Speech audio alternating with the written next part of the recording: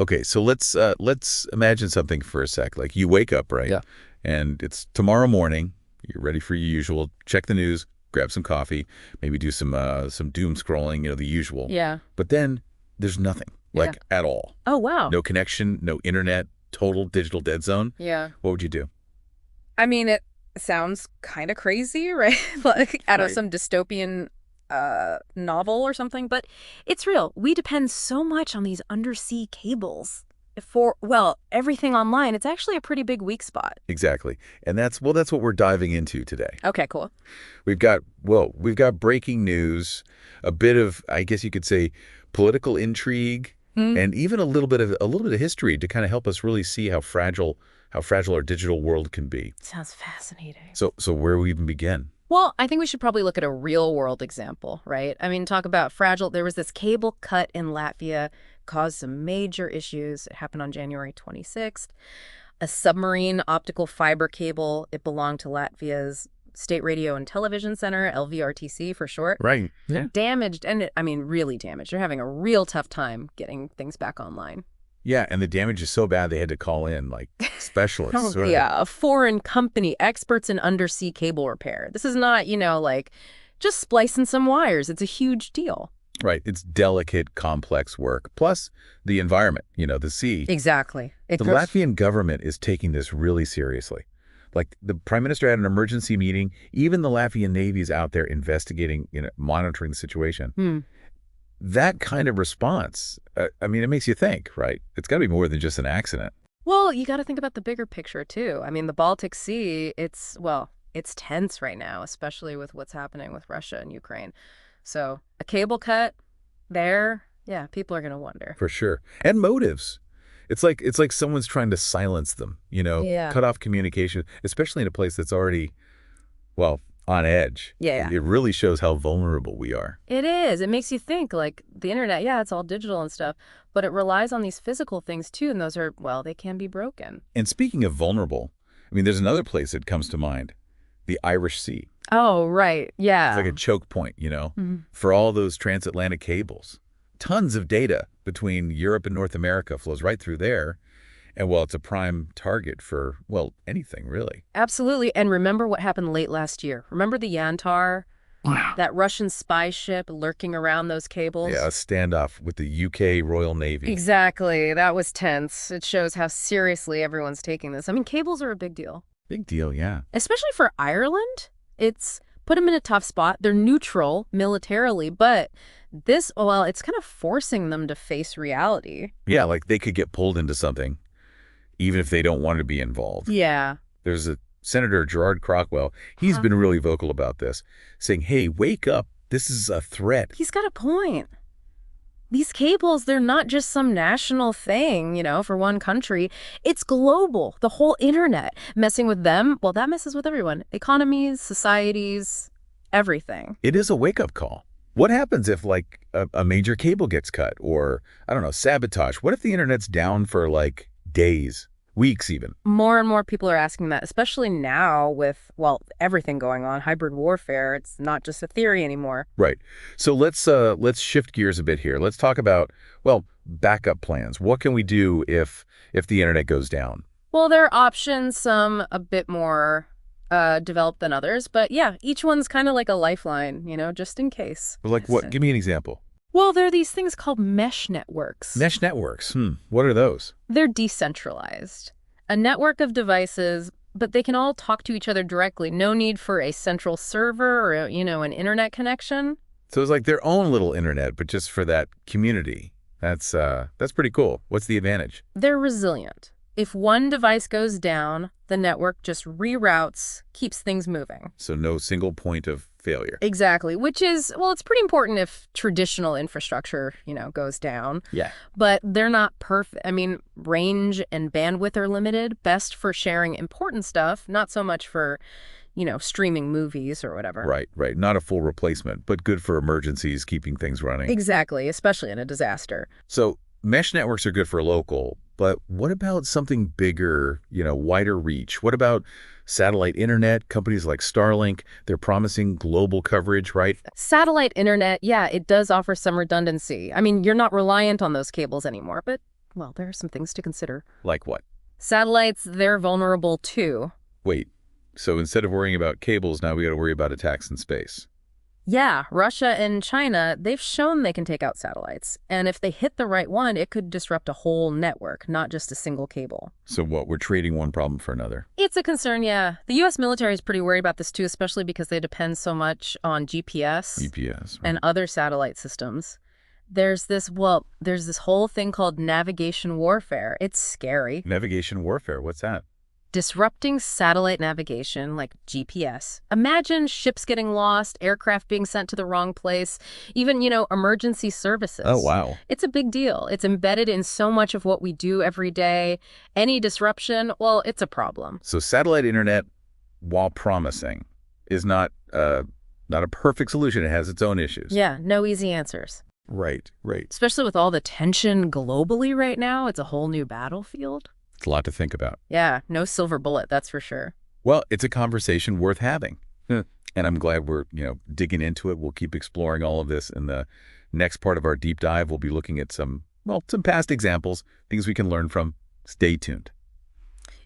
Thinking about all this, it's kind of interesting, right? This whole threat to undersea cables, it's not exactly new. You're right. Like, they've been targets for, I don't know, sabotage, whatever you want to call it, for ages. Over a century, actually. Yeah. Like, way back. A long time. Cable cutting, it's a classic tactic. War, espionage, you name it.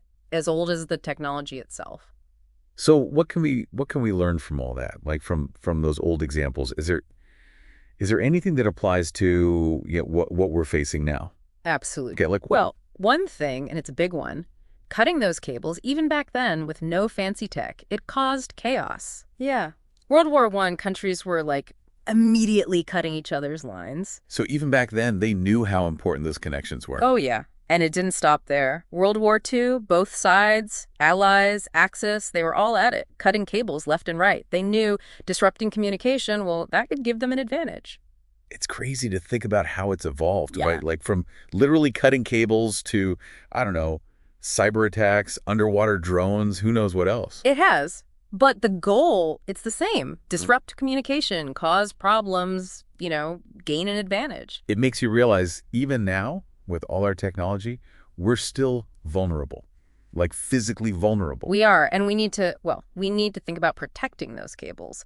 Physical attacks, sure, but the more sophisticated stuff too. Right. And that brings us back to, those alternatives, mesh networks, satellite internet, even something like shortwave radio. It could actually be useful. Shortwave radio, you mentioned that earlier. It sounds, a bit old school, Yeah. like my grandparents' era.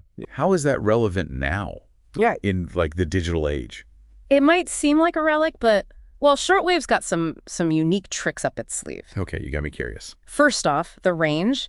It can transmit signals over huge distances, like continents, oceans, no problem. Doesn't need the internet or any of that regular telecom stuff. So if those cables are cut, you could still get news and information from, I don't know, from somewhere else. Exactly. And if things are really bad, crisis or conflict, broadcasts from BBC World Service, Voice of America, those become super important. Especially now with all the fake news and stuff flying around, having a source you can trust, that's crucial. Absolutely. And shortwave, it's hard to censor, hard to control. A direct line, So it's not just nostalgia, it's practical, it's reliable. You can depend on it, even if everything else goes down. Okay, so we've got mesh networks for local, satellite internet for wider coverage, shortwave radio as a fallback. Sounds like a good mix. But I want to circle back to satellite internet, specifically Starlink. Yeah. It sounds great, but you said earlier, satellites, they're vulnerable too. They are. So how do we protect them? What can we do? That's the million-dollar question. Military, policymakers, everyone's trying to figure that out, and it's not easy. What are they thinking about? What are the options? Well, one thing is just having more satellites, a lot more. The more spread out they are, the harder it is to take the whole network down. Right. So it's don't put all your eggs in one basket. Spread the risk. Exactly. And then there's developing, defenses, lasers, interceptors, things like that to protect the important satellites. So it's like a whole new arms race, but in space. It is. What does that mean for global communication? It's a big deal. I mean, we depend on space more and more every day. Communication, navigation, even, banking, transportation, all of it. And if someone starts messing with that, well, the stakes are high. It makes you think. The internet, it seems, I don't know, invisible, but it depends on all this physical stuff on Earth, in space, everywhere.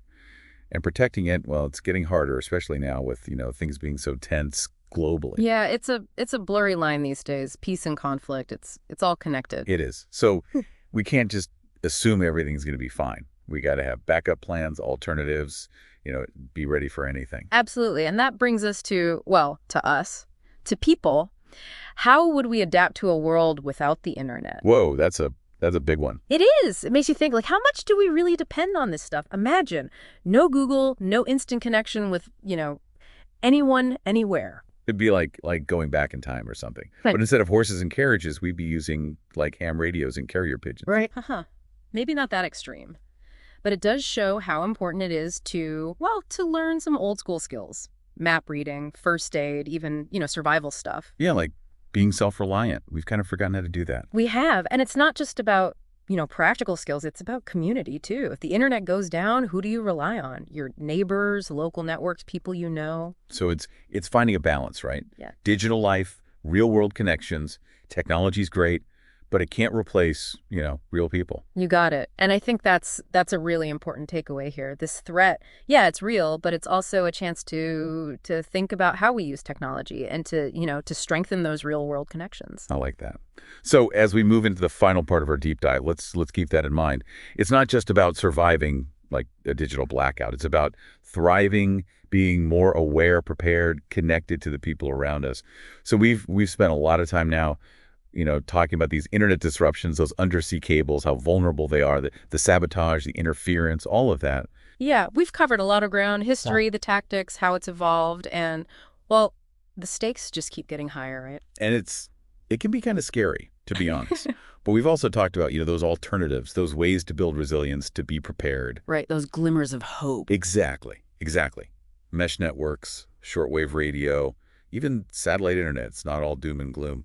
But now it's time to really bring it home. Like, what about you, the listener? What can you actually do? That's the key question, right? We can talk all day about geopolitics and tech, but at the end of the day, it's about individual preparedness. What can you do to be more resilient, on your own? So let's get practical. Like, give me some concrete steps, things people can actually do. Okay, well, first things first, awareness.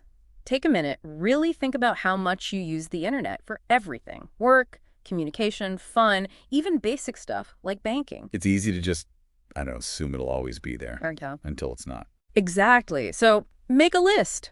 What do you actually use the internet for? And then think, okay, what if I couldn't do that online anymore? What's your backup plan? So like bank accounts inaccessible, phone's not working. How do you even contact people? Yeah, it's about thinking ahead, anticipating problems. And don't forget information. How would you stay informed? News, emergencies, all of that if the internet's down? And that's where those alternative channels come in, right? Yeah. The shortwave radio, maybe even, like a community bulletin board, old school stuff. Yep. Diversify. Don't just rely on one thing, especially if that one thing is, digital. And it's not just about the big catastrophic events, right? Yeah. Even small outages, they happen all the time. So have a plan.